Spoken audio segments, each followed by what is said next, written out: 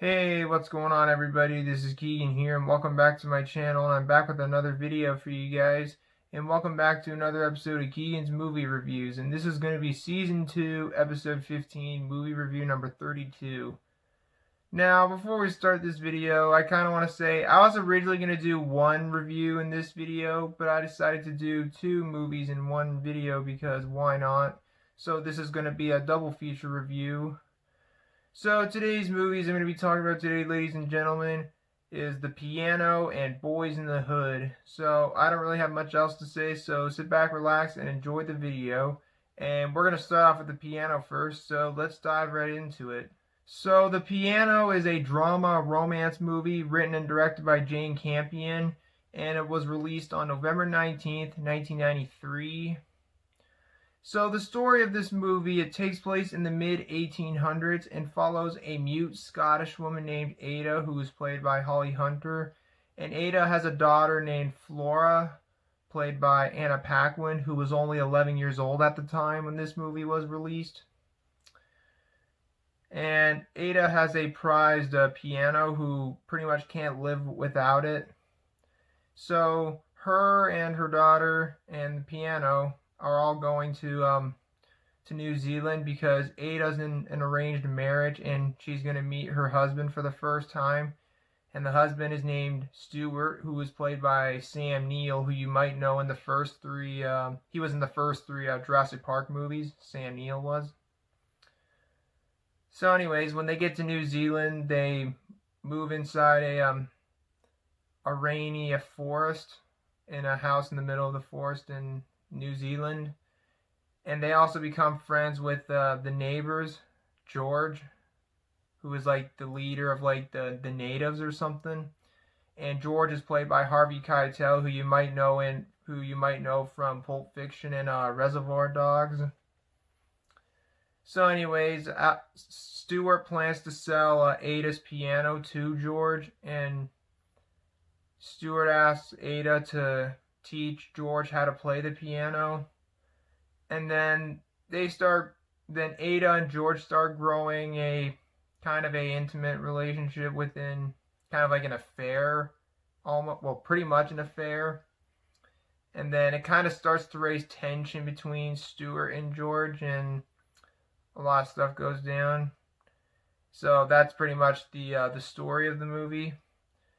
Now, the funny thing about this movie is that Anna Paquin's character, Flora, her name is not even mentioned once in the movie. Like, not at all. The name only appears at the end credits of the movie. But I gotta say, this is a truly fantastic movie. This movie did win several awards. And the movie has some really, really good cinematography. And I know in a lot of my reviews I talk a lot about the cinematography in movies, but not much else of the other movie, like not much else in the movie besides the cinematography. While the movie also has some really good editing, some really good sound effects, and the music in this movie is phenomenal. Like, the music in this movie is beautiful. Like, it goes well with the movie. But this is definitely a masterpiece. It's definitely one of the best movies of the 1990s, in my opinion, and one of the best movies I've seen in a while. But if you like these kind of movies, I'd highly recommend it. It's a fantastic movie. I don't really have too much else to say about it other than it's a really, really great movie. I enjoyed every minute of it. It's one of the best movies I've seen in a while, and it's a movie I'll definitely check out again sometime soon. So once again, check it out if you haven't seen it. And if it's a movie that seems interesting to you, check it out. You might like it. But I thought this movie was fantastic. So I'm going to rate this movie a 9 out of 10. So that's all I have to say about The Piano. So now let's move on to Boyz N The Hood. Boyz N The Hood is a crime drama movie written and directed by the late John Singleton, and it was released on July 12th of 1991. So the story of this movie follows three young men named Trey, played by Cuba Gooding Jr., Ricky, played by Morris Chestnut, and Doughboy, played by Ice Cube. And I believe this movie was also Ice Cube's acting debut, I'm pretty sure. I'm not sure though, I could be right though.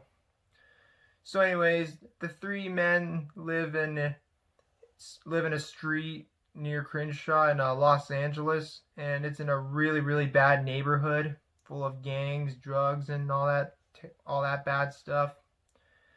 And they're basically discussing things like the future, friendship, violence, and what the future could hold for them.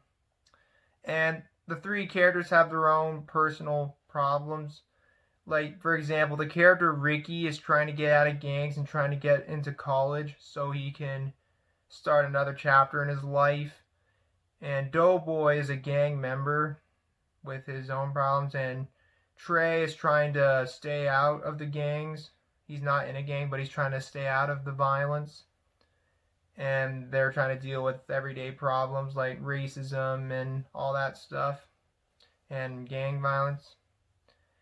And I will say this is a really, really good directorial debut for John Singleton. This movie has some really, really good performances, but out of all the performances in this movie, I'd say the best performance would have to go to Laurence Fishburne, who plays the character Furious, who is Trey's father. Now, the first 30 minutes of the movie is Trey, Doughboy, and Ricky when they were all kids in the 80s, in the mid-80s. And then the rest of the movie's them when they're teenagers in high school in the 90s. Well, graduates, actually. But it's a really, really well done movie. It's has a really good message on like racism and being against gangs and all that. And it's a surprisingly pretty sad movie too. Well, not really surprising, but it is a sad movie at times, especially the drive-by scene, which I don't want to spoil it, but if you've seen the movie, you know what I'm talking about. But it's a really, really well done movie. I really enjoyed it. It's definitely one of the most well-known movies of the 1990s. But if you haven't seen Boyz N The Hood, I would definitely recommend checking out. It's a really, really great movie. And I will say John Singleton and everyone in this movie did a great job in it. And John Singleton sadly passed away last year at the age of 51 after suffering a stroke, and he died in a coma after he had a stroke and never recovered for it, so he passed away from that. So rest in peace, John Singleton. But if you haven't seen Boyz N The Hood, like I said before, definitely check it out. It's worth the watch. It's definitely one of the best movies from the 1990s. But that's all I really have to say about this movie. So I'm going to rate this movie an 8.7 out of 10. And that's going to be it for my review of this movie. So that's going to be it for this video, you guys. If you guys enjoyed this video, please leave a like, please leave a comment below, and subscribe for more videos like this. And what are your thoughts on these two movies? Let me know in the comment section below. If you would like to check out my last review, which was on Possessor, the link to that review will be in the description down below.